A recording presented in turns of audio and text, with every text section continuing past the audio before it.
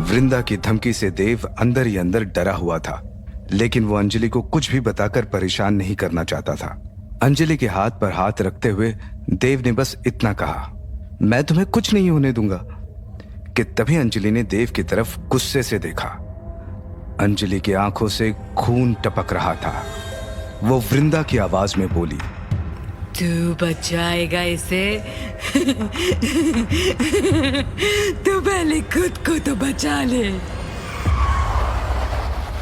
देव ने फौरन ही कार रोक दी। कार के अचानक रुकते ही अंजलि ने देव की तरफ देखा। अब उसकी आंखों से खून नहीं टपक रहा था। क्या हुआ देव? कुछ नहीं, वो मुझे लगा कि कुछ नहीं, छोड़ो, देव ने हड़बड़ाते हुए कहा और कार स्टार्ट कर दी। कुछ देर बाद देव की कार रिसोर्ट ड्रीमलैंड के गेट के पास आकर रुकी। तब देव का कजिन शिवम वहीं गेट पर था। शिवम देव के बड़े पापा का बेटा है। उम्र में वो देव से करीब 10 बरस बड़ा होगा। देव को देखते ही वो खुश हो गया और गले लगते हुए बोला, कैसा है छोटे? मैं अच्छा हूं भाई, आप कैसे हैं? देव ने पूछा। जवाब में मुस्कुराते हुए शिवम बोला, हम तो बहुत खुश हैं क्योंकि तुमने हमारी और अपने दोस्तों की बात मान ली और अपना जन्मदिन सेलिब्रेट करने के लिए तुम यहाँ पर आ गए। बहुत वक्त हो गया था तुमको देखे हुए और तुमसे एक जरूरी बात भी करनी थी। जरूरी बात? किस बारे में? बता देंगे, इतना भी कुछ जरूरी नहीं है। अभी अपने दोस्तों से तो मिलवाओ। शिवम ने बात बदलते हुए कहा। देव ने शिवम को अंजलि और निखिल से मिलवाया। इसके बाद वो सब रिसोर्ट के अंदर आ गए। तुम लोग सफर करके थक गए होंगे, अब कुछ देर आराम कर लो, फिर रात में सब मिलकर खूब पार्टी करेंगे, ठीक है? शिवम ने कहा। सबने उसकी हाँ में हाँ मिला दी। यहाँ रिसोर्ट में देव और निखिल का कमरा ग्राउंड फ्लोर पर था और अंजलि का कमरा फर्स्ट फ्लोर पर। देव चाहता था कि वो अंजलि के साथ एक ही कमरे में रहे, लेकिन शिवम के सामने वो कुछ बोल नहीं पाया। देव अपने बड़े भाई से थोड़ा झिझकता था क्योंकि शिवम थोड़ा पुराने ख्यालों का है और उसका गुस्सा भी बड़ा तेज है। एक बार गुस्सा आने पर शिवम भूल जाता है कि जो सामने है वो अपना है या पराया। रिसोर्ट में काम करने वाले बिशन काका ने देव और निखिल का सामान एक ही कमरे में रख दिया। सारा सामान रखने के बाद बिशन काका बिस्तर पर लेटे हुए निखिल को अपनी बड़ी बड़ी आंखों से देखते हैं और अपने गहरी सी आवाज के साथ बोलते हैं, साहेब, हमारे इस रिसोर्ट के पास दक्षिण दिशा में एक घना जंगल है। अंधेरा होने के बाद उस जंगल में। काका अपनी पूरी बात करते उससे पहले ही निखिल एक्साइटेड होते हुए बोला, अरे वाह, यहाँ आसपास में जंगल भी है, बड़ी सही जगह है यार ये तो। अच्छा काका, ये बताइए कि उस जंगल में कोई शेर वेर भी है क्या? निखिल के सवाल पर बिशन काका दक्षिण दिशा में खुलने वाली खिड़की के बाहर देखते हुए बोले, साहेब, वो जंगल कोई आम जंगल नहीं है। वहां शेर तो क्या, 1.25 शेर भी मिल जाएगा। लेकिन दुआ कीजिए कि ऐसा कभी ना हो, क्योंकि ऐसा हुआ तो आपकी गिनती भी उन लोगों में होगी जो जंगल में गए तो थे लेकिन आज तक लौटे नहीं। बिशन काका की बात सुनकर निखिल सहम सा गया। उसने आगे एक शब्द नहीं कहा। बिशन काका कुछ देर तक खिड़की के बाहर ही देखते रहे। देव ने अपना बैग उठाते हुए उनकी आंखें देखी। दोनों आंखों में नमी थी। आप ठीक तो है ना? बिशन काका के कंधे पर हाथ रखते हुए देव ने पूछा। बिशन काका बिना कुछ कहे तेज कदमों के साथ कमरे से बाहर निकल गए। उनके जाते ही निखिल धीरे से बोला, यार ये काका थोड़ा अजीब नहीं है? ये जंगल के बारे में बता रहे थे या हमको डरा रहे थे? देव कुछ कहता इससे पहले ही बिशन काका की आवाज निखिल के कानों में पड़ी। डरा नहीं रहा, समझा रहा हूं।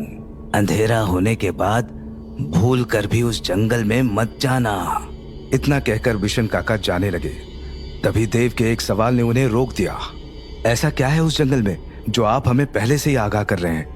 दरवाजे पर खड़े हुए काका ने पहले तो यहां वहां देखा, फिर वो देव की तरफ देखते हुए गंभीर लहजे में बोले, उस जंगल में सिर्फ जंगली जानवर नहीं रहते, वहां रहती हैं इंसानों के खून की प्यासी जंगली आत्माएं। सूरज डूबने के बाद वो रूहें शिकार करती हैं। कोई नहीं लौटा साहेब, कोई नहीं। सूरज ढलने पर जो भी जंगल में गया वो आज तक नहीं लौटा। मेरा अपना बेटा भी। अपने बेटे का जिक्र करते ही बिशन काका का गला भर आया। आगे उनसे एक शब्द नहीं बोला गया। वो फौरन ही वहां से चले गए। देव हैरानी से उन्हें जाते हुए देख रहा था कि अचानक एक अनजाने डर ने देव के दिल में फिर से अपनी जगह बना ली। निखिल की तरफ देखते हुए उसने कहा, चाहे कुछ भी हो जाए निखिल, हम में से कोई भी उस जंगल में नहीं जाएगा, ना रात में और ना ही दिन में। हाँ, बिल्कुल नहीं जाएंगे। क्यों ही जाना है जंगल में? ये जंगल के एडवेंचर्स ना बस फिल्मों में ही अच्छे लगते हैं यार। रियल लाइफ में ऐसे एडवेंचर से दूर रहने में ही भलाई है। निखिल ने हड़बड़ाते हुए कहा और बेड से उतरकर फौरन उस खिड़की को बंद कर दिया जो दक्षिण दिशा की तरफ खुली हुई थी। इधर फर्स्ट फ्लोर पर मिले हुए अपने कमरे में अंजलि ने अपना सारा सामान बैग से निकालकर एक अलमारी में सेट कर लिया था। सामान सेट होने के बाद अंजलि बेड पर लेट गई। उसे बहुत जोर की नींद आ रही थी, लेकिन जैसे ही अंजलि ने आंखें बंद की उसे फिर से वही निशान दिखा। काले कपड़े पर सफेद रंग से बनी एक खोपड़ी का निशान। अंजलि फौरन ही उठकर बैठ गई। उस निशान को फिर से देखकर अंजलि की सांसें तेज हो गई। उसने टेबल से पानी की बोतल उठाई, थोड़ा सा पानी पिया और कुछ देर बाद वापस से लेट गई। हिम्मत करके अंजलि ने फिर से आंखें बंद की और इस बार उसे वो निशान नहीं दिखा। ओह, थैंक गॉड। अंजलि ने धीरे से कहा और राहत की सांस ली। लेकिन अगले ही पल कुछ ऐसा हुआ कि अंजलि के होश उड़ गए। अंजलि को अचानक से लगा कि अभी कोई आकर उसके बेड पर बैठा है, लेकिन कमरे का दरवाजा तो अंदर से बंद था। फिर कोई अंदर कैसे आ सकता है? अंजलि आंखें खोलने ही वाली थी कि तभी एक जानी पहचानी आवाज उसके कानों में पड़ी। शाम हो गई है बच्चे, इस वक्त नहीं सोते, नहीं तो किस्मत रूठ जाती है। ये अंजलि की माँ की आवाज थी। माँ की आवाज सुनते ही अंजलि ने आंखें खोली, लेकिन कमरे में माँ कहीं नहीं थी। ये तो माँ की आवाज थी, लेकिन कैसे? माँ तो अब। अंजलि ने खुद से कहा और बेड से उतरकर खिड़की के पास आ गई। अपने कमरे में देव भी खिड़की के पास ही खड़ा था। ये बिशन काका ने जंगल के बारे में जो कहा वो मुझे अंजलि को भी बता देना चाहिए, देव ने मन ही मन खुद से कहा।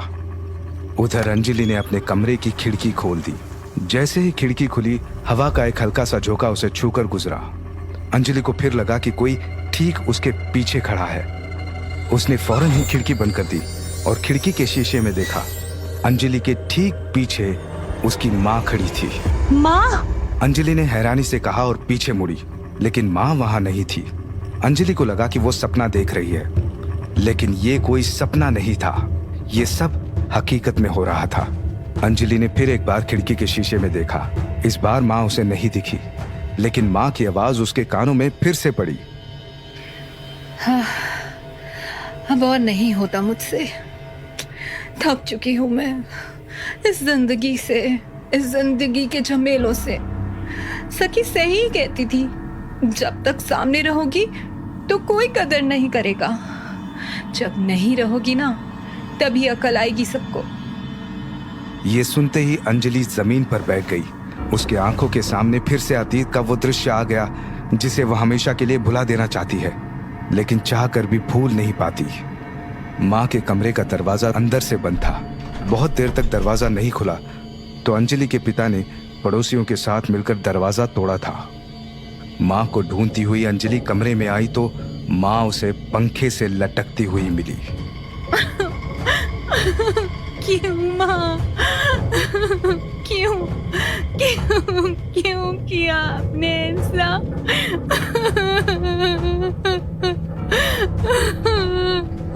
जमीन पर बैठी हुई अंजलि ने रोते हुए कहा, 6 बरस पहले अंजलि की माँ ने खुदकुशी कर ली थी, जिसके बाद पुलिस इन्वेस्टिगेशन भी हुई, लेकिन पुलिस ये पता नहीं लगा पाई कि आखिर उन्होंने ऐसा क्यों किया था। अंजलि ने पुलिस को बताया था कि माँ अक्सर किसी से बात किया करती थी, लेकिन किससे ये कोई नहीं जान पाया। अंजलि को बस इतना याद है कि माँ जिससे बात किया करती थी उसे सखी कहकर पुकारती थी। कुछ देर बाद कमरे के दरवाजे पर दस्तक हुई। अंजलि ने खुद को संभाला और उठकर दरवाजे के पास आ गई। कौन है? अंजलि ने बुझी सी आवाज में पूछा। दरवाजे की दूसरी तरफ से कोई जवाब नहीं आया। अंजलि को लगा कि निखिल या देव में से ही कोई होगा, लेकिन दरवाजा खोलने की जगह उसने फिर से सवाल किया। देव, देव, तुम हो क्या? इस बार दरवाजे के दूसरी तरफ से जवाब आया, लेकिन ये आवाज देव की नहीं थी। उस अनजानी आवाज ने धीरे से कहा, मैं हूँ तुम्हारी सखी।